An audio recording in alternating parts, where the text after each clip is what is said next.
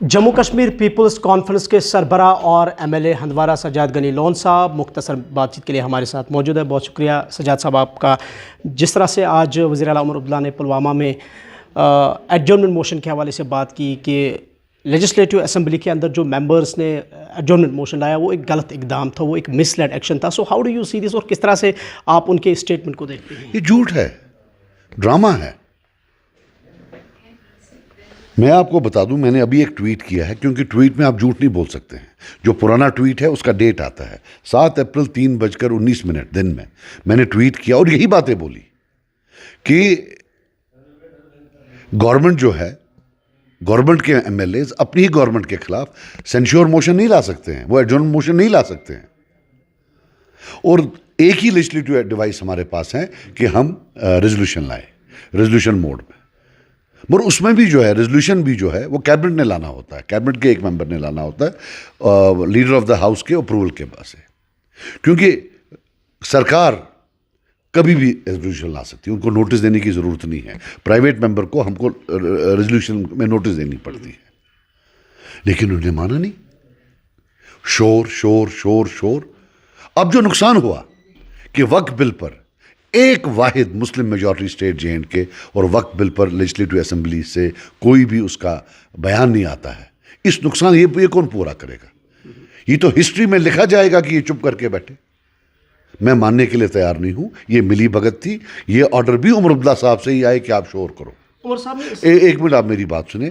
दूसरी बातें बताएं, वो 3 दिन कहां थे? हमें पता है कि कुछ टाइम वो टूलिप गार्डन में थे, बाकी टाइम कहां थे? 3 दिन में वो आए नहीं कभी। ही इज कॉम्प्लिसिट, उन्होंने करवाया है। और अब आकर बोल रहे हैं कि मजाक उड़ा रहे हैं लोगों का, और कुछ नहीं है, ये मजाक उड़ा रहे हैं। 2 चीज़ों का आज उन्होंने जिक्र किया। एक ये कि नेशनल कॉन्फ्रेंस सुप्रीम कोर्ट चली गई है वक्फ अमेंडमेंट को लेके। दूसरा उन्होंने ये भी कहा है कि जो मेंबर्स की तरफ से रेजोल्यूशन की बात हो रही थी वक्फ को लेके, नेशनल कॉन्फ्रेंस की गवर्नमेंट इसके लिए जवाबदेह क्यों है? चूँकि ये सेंट्रल गवर्नमेंट का स्टांस था या सेंट्रल गवर्नमेंट का डिसीजन था, तो हमारा ये इस पे जवाब देना ये एज़ पर द लॉ कोई इसकी नॉर्म नहीं थी। देखिए मेरी बात सुनिए, अब मुझे उनके आईक्यू पर भी शक हो रहा है। ये फिर हमारी बदकिस्मती है, हमारा चीफ मिनिस्टर ऐसा है जिसका आईक्यू बहुत लो है। जहाँ तक सुप्रीम कोर्ट का सवाल है, सब जाएंगे, अब लाइन लगेगी। सुप्रीम कोर्ट का फैसला जो है वो इस पर डिपेंड नहीं है कि नेशनल कॉन्फ्रेंस वहां जाती है या नहीं, लेकिन असेंबली के रेजोल्यूशन में नेशनल कॉन्फ्रेंस का रोल था, क्योंकि वो मेजॉरिटी में है। सो इसलिए हम उनसे पूछ रहे हैं कि वो मेजॉरिटी में है। अगर वो मेजॉरिटी में नहीं होते तो हम ये सवाल उनसे नहीं पूछते। मेजॉरिटी में है तो चीफ मिनिस्टर हैं, मेजॉरिटी में है तो कैबिनेट है, मेजॉरिटी में है तो 20-30 गाड़ियां इनके जो हैं वो कारवान में होती हैं। लेकिन इसी मेजॉरिटी का रिस्पॉन्सिबिलिटी है कि वक्फ जैसे इशू पर वो यहाँ का जो मेजॉरिटी सेंटिमेंट है उसकी नुमाइंदगी करें और वहाँ एक रेजोल्यूशन पास करें। अगर वो नहीं करेंगे तो कौन करेंगे? तो क्या वो उसके खिलाफ थे? वो बताएं ना, क्या वो इजी इन फेवर ऑफ? बाकी बातें करना इनको प्रॉब्लम हो गई है, ये सिर्फ बातें करते हैं। 370 कोई रेजोल्यूशन नहीं लाया, सिर्फ बातें। पाकिस्तान से बात करो, हमने बोला रेजोल्यूशन लाओ अगर पाकिस्तान से बात करनी है, ये रिकॉर्ड में रहेगा। हम तो नहीं बोल रहे हैं, आप बोल रहे हो, तो लाओ रेजोल्यूशन। झूठ पे झूठ, झूठ पे झूठ, देर एक हद होती है। और आज का जो है, ये बोले 3 दिन कहां थे? इनके मेंबर्स क्या इतने इंडिसिप्लिन हैं कि उन्होंने स्पीकर साहब का नहीं माना? फिर हमने बोला कि चलो स्पीकर साहब को हम नो कॉन्फ्रेंस मोशन लाते, उसमें भी ये नहीं थे। ये रंगे हाथों पकड़े गए हैं उन लोगों के साथ कोल्यूशन में, एक तो जिसने ये बिल पास की और जो दूसरी पार्टी है जो इसके पीछे थी उनके साथ। मुझे शक हो रहा है, मेरे पास कोई प्रूफ नहीं है, इनको डर होगा कि कहीं पुरानी जो इनकी वो डकैतियां हैं वक्फ में, उसके बारे में कोई पूछताछ ना हो। सजाद साहब, आखिरी सवाल आपसे रहेगा, चूँकि जिस तरह से आप लगातार तनकीद कर रहे हैं नेशनल कॉन्फ्रेंस पर, बाकी अपोजिशन भी, कि एक मुस्लिम मेजॉरिटी स्टेट है, यहाँ से कोई रेजोल्यूशन वक्फ के हवाले से पास ना होना, एक मुस्लिम मेजॉरिटी स्टेट के हवाले से आप इसका इम्पैक्ट क्या देख रहे हैं जम्मू कश्मीर में? एक तरफ एक यूटी है, स्टेटहुड की आज उमर साहब ने बात की कि हमारी मुलाकात रिसेंटली होम मिनिस्टर साहब से हुई और मुझे उम्मीद है कि बहुत जल्द इसकी भी बहाली होगी। सो ओवरऑल जब हम इसके असरात देख रहे हैं जम्मू कश्मीर पर, क्या कहेंगे आप? यार देखो, उमर साहब को अब खुद भी नहीं पता है सच क्या है और झूठ क्या है। अब नेशनल कॉन्फ्रेंस इतना झूठ बोल रही है, मैं बिल्कुल आपको कहूं कि इनको भी यह पता नहीं है ये सच कब बोल रहे हैं, झूठ कब बोल रहे हैं।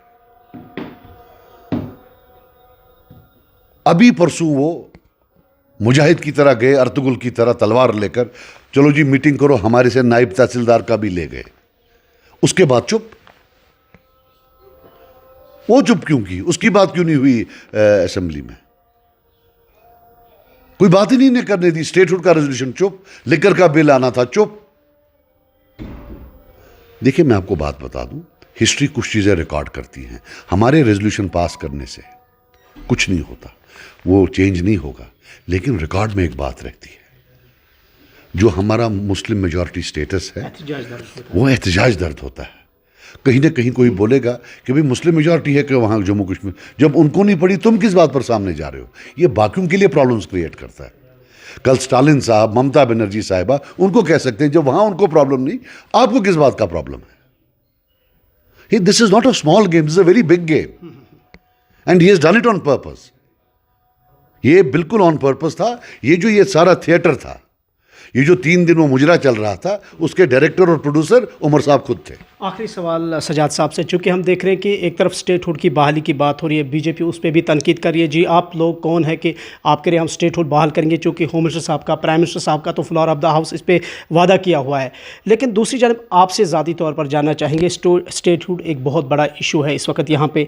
कोई विजन आपके पास या कोई सजेशन आपके पास, रोड मैप, जिसकी वजह से आप समझते हैं कि क्या करना चाहिए जम्मू कश्मीर की पॉलिटिकल पार्टीज़ को, including elected national conference government? देखिए, एक लीडर ही स्टेटहुड ला सकता है। एक पॉलिटिशियन जो इलेक्शन इस बुनियाद पर जीते कि हर एक को बोले तू बीजेपी है, और जीतने के बाद शॉल जाकर वहां चरणों में डाले प्राइम मिनिस्टर के, वो उस जैसा, वो पावर सीकर्स होते हैं, उनको लीडर नहीं कहते। अगर इस वक्त कोई इंपेडिमेंट है वो इसकी लैक ऑफ लीडरशिप है। काश 6 महीना इनने थोड़ा, कश्मीरी में बोलते हैं वजन आचेन थोमत पानस, ही वेंट देयर। अरे आप होम मिनिस्टर को छोड़ो, प्राइम मिनिस्टर को छोड़ो, उनका एक एमपी है निशिकांत दुबे और समथिंग नाम है, अभी उसके आप देखना उसके तकरीर क्या होते हैं एंटी मुस्लिम, उसको जाकर शॉल डाल दिया कि हमारी नेटवर्किंग करा दे, हमारी सिफारिश कर दे। जो खुद वहां पांव पर पड़े कि हमें साथ चलाओ, वो स्टेटहुड क्या लाएगा? ये लोगों को कोई गलतफहमी से दूर रहे, ये सबको साथ चलाते, बोलते कि भाई चलो, हमसे तो कभी उन्होंने बात नहीं की स्टेटहुड की। आखता आगो का 2+2 = 5, ये हमसे तो किसी से नहीं, इन्होंने कभी नहीं बोला। चलो एक ही मेंबर में अपनी पार्टी का हूं, पीडीपी के 3 हैं, तो चलो चलते हैं, सब जाते हैं वहां, मैं खुद करूंगा, खुद जाकर शॉल लाते हैं। अब हमारी डिमांड ये है, हमारे शॉल वापस दो, बस स्टेटहुड देना, हमारे शाल वापस दे दो। बहुत बहुत शुक्रिया। सजाद गनी लोन साहब बात कर रहे थे, जिस तरह से आज एक बार फिर वज़ीर आला उमर अब्दुल्ला ने एडजॉर्नमेंट मोशन को लेके बात की है, और स्टेटहुड के हवाले से जिस तरह से कहा जा रहा है कि उसकी बहाली होगी, लेकिन दूसरी जानब सजाद गनी लोन का ये मौक़िफ़ है कि अगर सब पॉलिटिकल पार्टीज़ जिसमें अपोजिशन है, इलेक्टेड गवर्नमेंट है, सामने आएंगी और एहतजाज के तौर पर सेंटर को प्रेशराइज़ किया जाएगा, तब शायद इसका हल हो सकता है। अदरवाइज़ ये दावे सिर्फ खोखले ज़मीनी स्तर पर है। कैमरा पर्सन फिरदौस नजार के साथ इमरान नाइकू, गुलिस्तान न्यूज़, श्रीनगर।